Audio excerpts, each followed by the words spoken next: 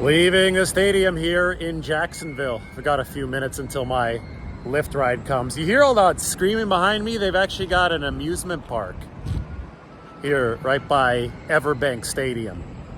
So the Jags fans on the rides at the amusement park are having more fun than the Jags fans did at the game today. 34-3 49ers. You know, my first big picture thought is this 49ers win was more impressive than their most recent victory against the Cowboys. And you know what's hard to believe? It's November 12th right now.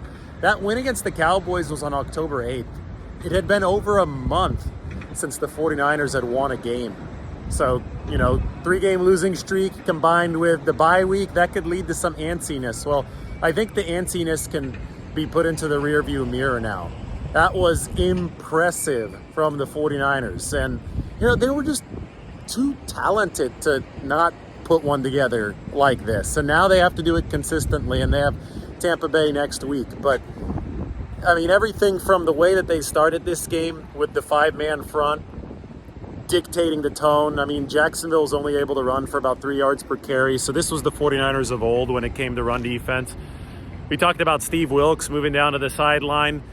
The 49ers keep on insisting, yeah, that wasn't that big of a deal, but I think they just needed to shake something up. And I think from a communication standpoint, they looked like they had better run fits today, and they were better aligned on the pass. I mean, Jacksonville's first down of the game came against perfect coverage from Fred Warner. And just remember how bad it was for the 49ers over the course of the last 2 weeks. I mean, guys were just wide open everywhere against this defense. It wasn't pretty. I mean, we're talking yards open. So the fact that first Jacksonville first down had to come against really tight coverage against Fred Warner, it basically necessitated a perfect throw from Trevor Lawrence. I thought that was significant, right? I thought that showed that the 49ers were in position during this game. Ambry Thomas today showed a little something. I mean, we talk about physicality being what he lacks. Well, he manned up to Christian Kirk and stripped that football. You know, his most famous play as a 49er, Ambry Thomas's, is the interception of Matthew Stafford that sent to the 49ers to the playoffs in 2021. But on that play, I mean, he was covering Odell Beckham Jr., who was just wildly overthrown by Matthew Stafford. And it was one of those where you're like, okay, well, great play, but, you know, he didn't have to answer any physical questions to make it. Today, it was zone coverage. Christian Kirk had torched the 49ers in the drive leading up to it. And, it was going to be up to Ambry in zone coverage to take on Christian Kirk, and he did. I mean, Tashawn Gibson, before the play, I talked to Ambry about this, told Ambry that be ready for that flat route. Make sure you stay wide. Don't let Christian Kirk get around you, and he didn't. He heeded the veteran's advice, and then he made that physical play.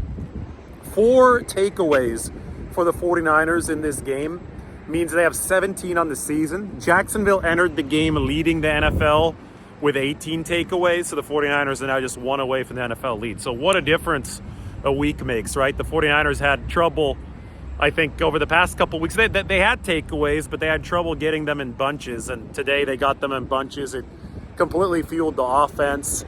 We can't say enough about the impact that Trent Williams has. The 49ers rushed for, I think, 155 yards, 4.8 per carry. So after 3 games of not being able to run the football without Trent Williams, suddenly the 49ers are able to run the football with Big Trent in there.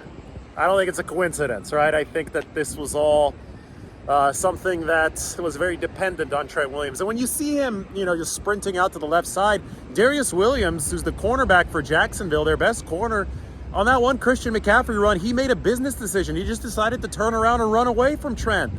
Didn't even have to make contact, deliver the block to spring Christian McCaffrey. And Trent joked after the game. He said, I had never seen anything like that. The guy literally just turned around and ran away from me. So just his speed and his size and his wherewithal makes a huge difference, especially on runs to the left. But that impacts the whole field. And then on the Deebo Samuel touchdown, it was a fake to McCaffrey, and then obviously the sweep around.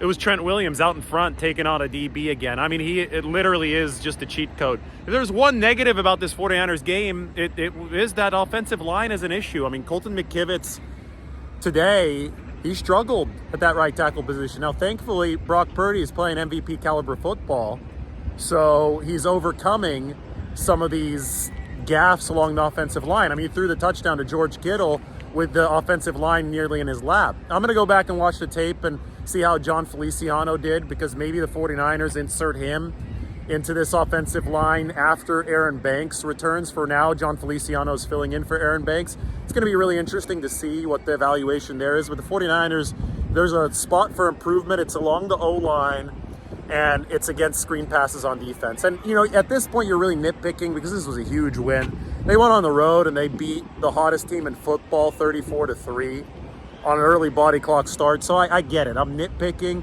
But that one drive, it seems that screen passes are this defense's vulnerability. And they got to go back and figure that out, because it's literally, when the 49ers are playing well, it's been shown to be the only kind of play that can move the football against them. And, you know, offensively, that line, especially the right side, interior center to right tackle, that can be a vulnerability. Obviously, Brock Purdy is good enough to play through it, but when he has Trent Williams. But when he doesn't have Trent Williams, well, that causes the entire line to kind of take a whole step back. Williams masks so many of those issues based on what he's able to do to the left side. And I think that Purdy was playing through it fine over the past couple of weeks, but he would have done everything perfectly, right? Because the defense wasn't there either. And that's why I talk about complementary football. That's why I wrote about complementary football in Athletic. When the defense is fueling the offense and the offense is fueling the defense, even small deficiencies that the 49ers have, they can just road grade right through them. Because they're so damn talented on the aggregate that you just harness the collective power as a team, and then this happens. This kind of dominance is what becomes the norm for the 49ers. All right, my ride is showing up. So long from the stadium here, Everbank Stadium in Jacksonville. It's the quick summary. I'm going to go get some good food, and there's going to be more good content coming. Time for me to eat before I fly out.